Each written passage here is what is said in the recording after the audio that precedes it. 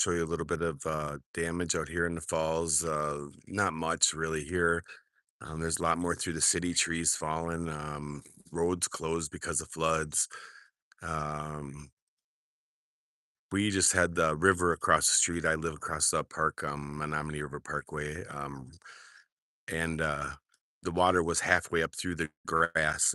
That's the river. That's the highest I've ever seen it in the 26 years we've lived here. Um, so all right, let's head out over here to Tank. This is Tank's holding cell, as you can see, and we'll head out over to the tank and we'll head on out.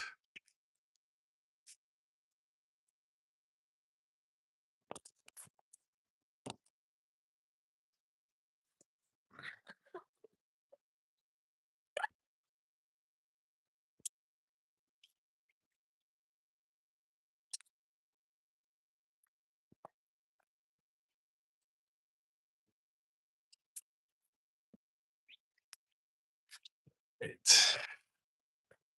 All right, sorry about all the farting around. I'm obviously new to this. You can tell. This is a new channel for me. This is only the second time going live. Uh, I do have a Jeep Wrangler. The microphone in here may not be probably as well, is not as good as a lot of the other people have. I'm gonna have to get an actual microphone for on my right here for me or something of the sorts, my coat or shirt. I do have an extra microphone built up in the Wrangler for Bluetooth and for talking on the phone. So I was installed by the previous owner. I'll try to talk up a little bit more than I did last video. I noticed it does break up. I apologize. Mark the Shark did tell me to go horizontal with the picture. I started it this way and didn't realize I couldn't switch it to horizontal. I got to start it that way and stay that way. So I promise the next one will be horizontal. Um, this won't be a long video. It's just a short ride. I'm just going to go around the neighborhood here, show you a little bit of the water damage, and I'm going to pretty much just talk about the hooker case, and I'm going to head out to Milwaukee. It's only 5-8 minutes from here. Really start, and I grew up, lived in, born and raised in Milwaukee. Went to grade school in Butler, high school at Pius. Um, Bounced around a lot. Always knew I wanted law enforcement, but school and me just weren't a good mix unless I wanted to have fun. And I did have fun in high school, I'll tell you. But so I chose corrections because I could go through their academy. They put me through everything, and the first 2 years is considered an apprenticeship. So once you get your 2 years in, you get your due stripes, and you're just credits away from being a police officer, which I mostly have all of because of SWAT ERU, which is the Emergency Response Unit. That's what the state calls our SWAT unit. Our SWAT unit has competed and performed with other SWAT units around competitions when they happened. I do know we've done quite well at a lot of them. Um, the training used to be a lot better than it used to be, but we'll get into all that in the ride. I want to get going out here, but I do have something new to talk about with Nancy. I'm sorry, with Brian Hooker case.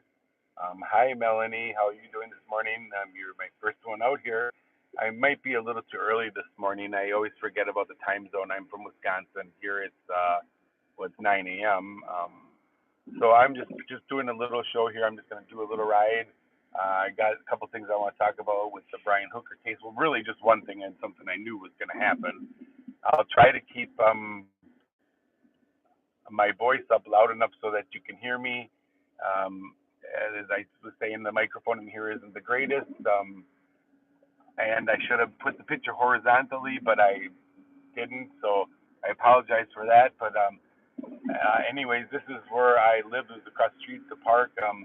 In the distance here, if you see over here, you can see the river a bit. Um, that's not supposed to be that high. It's quite high for right now. We've been just getting nailed with rain. Again, this is how high it is right here. You can see in the woods, and I'm not supposed to do some of this, but I got a Jeep, so I can get up here on the curb. It's just deep. It's just horrible, and some of the people's basements again are flooding. Um, I was at Chelsea. 11:50. Thank you for joining me. I'm just taking a little ride. I'm going to talk about the Hooker case, Brian Hooker. I'm showing a little bit of how high the river is out here in Menominee Falls. Um, and I just have one thing I want to touch on for sure, Brian Hooker. But let's get out on the road here a little bit. I am going to just go into Milwaukee a little bit and just go past the house I used to live in and grew up. I've been living in Menominee Falls for many years, and now I'm born and raised in Milwaukee. I'm just babbling away. Sorry, I'm new to this a little earlier than I should have started it, but I guess I got a little excited, and well, here we are. Um, so it's not going to be as exciting as you might expect from Mark the Shark. He's the man, but I'm going to try. Actually, I don't know if any of you know who else here. Bob Uecker, the voice of baseball for the Milwaukee Brewers. He actually lives up the road here a little bit of ways. I could always go past his house. It's still owned by his family, apparently. I have not seen it go up for sale yet. I do take occasional rides past it just to check it out and see. I'm going to bring it up more than one in this little show, I guess, today. The one thing I want to say about Hooker right away, flat out, is he left. He said he was going to stay and search, right, for his wife, Lynette. He claimed he did nothing but search until he got arrested. He got released. He apparently stayed overnight, and he went home. He left. He left his boat here. He left. He's innocent, but he left. And his excuse, he wants to go home to see his mommy. Now, I know that's horrible to say it that way, mommy. He said mother, but it seems to me the criminals that always do stuff and end up getting caught or are scared want to talk to their mommy. Okay, I'm just going to show you this here. I'm going to stop with that for a second, but this water all here is grass. That is the Menominee River. The tree line is just so far back, I can't even really tell where it starts and where it ends right now. But this is not supposed to be here. This is how flooded it is in Menominee Falls. A lot of areas got hit much worse than I. Thank God there was no water in the basement. The last one, I forget what month it was, but we lost everything in the basement. It was a finished basement. We lost, everything that was down there on the floor and stuff. We lived here all these years and we never had that problem, and it was just huge. It was actually sewage backup, and if you know anything about that, that's not stuff you want to keep anymore. We had a company come in, a professional company to clean, to sanitize, bring fans, to dry it out. Otherwise, you end up with mold. It was just a horrible situation, and we're just so thankful right now that the worst that it is it's so damp, and other people are really getting hit hard, though, and we are under a state of emergency now. I did want to go to my prison, the last one I worked at in downtown Milwaukee, MSDF, Milwaukee Secure Detention Facility. That is a probation, parole, intake prison. It used to go to the sheriff's department, which is literally right across the street from Milwaukee County Courthouse. But some years back, in 21, I believe it was 21, the prison opened. That's not right. I'll find out the date exactly, but it's been open maybe 10 years or so. It's not been open real long. It's still something that needs to get its problems worked out. Every prison that opens, it takes a good 20 years, they say, or so before they're important. 8 is either program or you're waiting to see if you're going to get into a program. So you're doing interviews, you're talking to your probation officer, you're talking to the counselors that they have at the prison. stuff like that to see what courses may work and may not work for them. And if they decide that they're going to be revoked completely, they kick them up to the ninth floor of the prison. You heard me right. It's a 9-story prison. It's literally a building that's built inside over a building. In between the two are catwalks, a lot of the plumbing and that type of stuff. We can get at all of the cells through the back if we need to use the OC or CN or pepper spray due to somebody starting big problems, a riot, blocking off the cells so we can't see in the front. Those are all dangerous. We have to always be able to see in the cell at every second. Okay, so right now we're on Appleton Avenue, and we're just heading in towards Milwaukee. I think I should have started this a little later in the day. As I said earlier, I forget how much earlier it is here, and a lot of people that are watching. It's 9:11 here in Wisconsin. But at any rate, I'm going to go for a little while yet to see how it goes, and just spin past the house quick, and I'll end the live over there, unless we get more people in and we got some chats. I don't want to just cut you off then. I really want my channel to grow. I do want it to be more about law enforcement and that stuff. I will get a scanner. I do want to be able to run out when things are happening and actually chase it down. You know, if I hear there's a gas station being robbed or car chase or stuff like that, I'd like to be on scene if I can get there, and I will. It's just fun for me, and I miss my job. I miss law enforcement. I do totally believe I would have went to the street now. We did lose our union some years back, and it was a very bad situation for Wisconsin. It made Wisconsin prison systems fall apart. It made the judicial system in Wisconsin fall apart. I'm saying this because it was close in that time when Milwaukee name was coming out. There's no place to put the inmates no more. Things changed.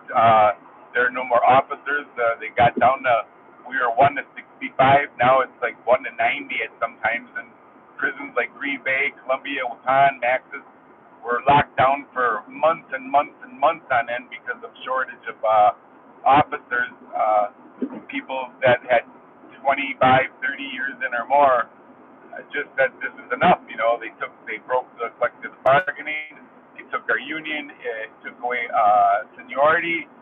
We work our butts off to get to the point we do through seniority at the prisons to get to the better jobs and a little safer of jobs. Although you're always in a prison, the safest jobs would be in towers. And I did have a couple tower spots for a few minutes to lick my wounds for injuries and things that I just didn't want to be on the ground for. I also had a good 11, 12 years in too. You just don't get that stuff in 1 or 2 years. And I was on second shift. First shift is almost impossible. You're talking 15, 20 years back then, maybe more, to get a first shift tower. But I only lasted a good 6, 7 months in tower 6, and I missed action on ground, so I took what was called sea patrol on ground. We were 80 acres inside, 80 acres outside. It was a big prison. We used vans to respond to incidents. It was pretty crazy. It was one of the less prisons as far as crazy goes for me.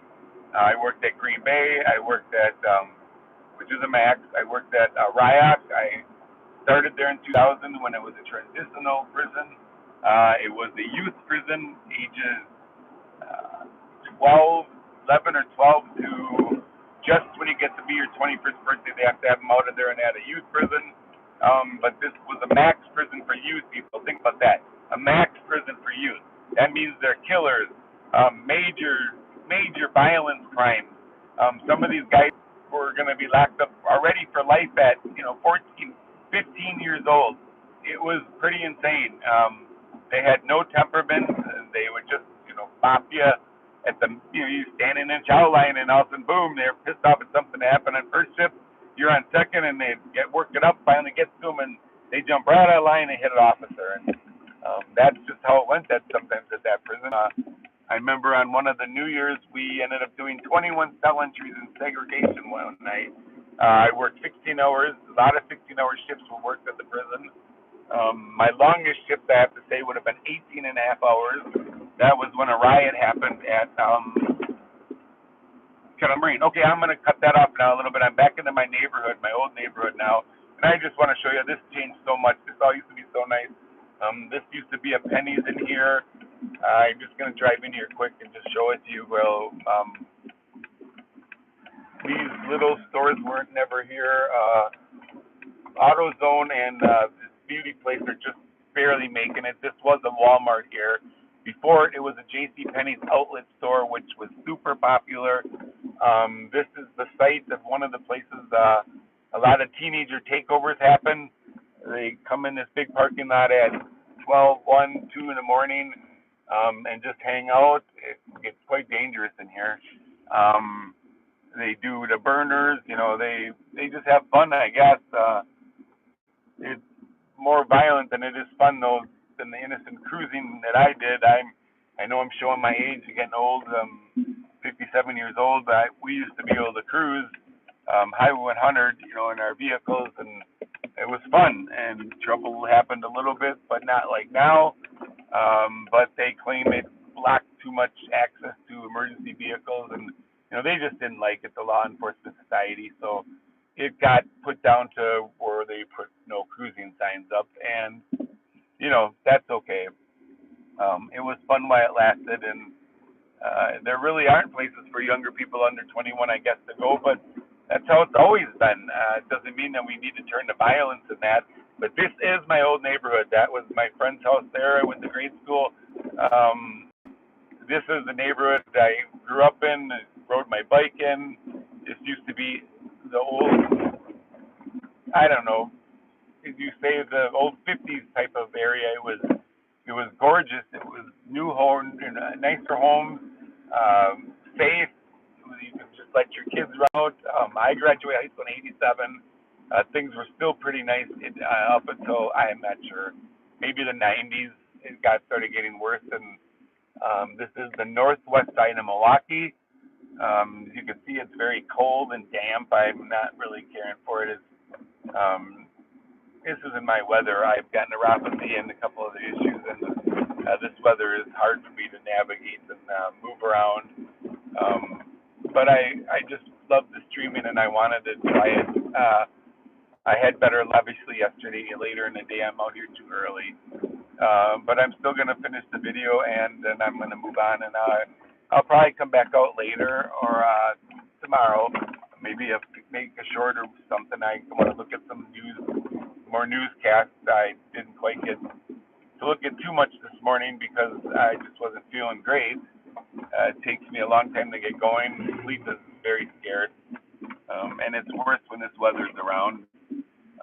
All these speed humps that I'm riding over here never existed in this neighborhood.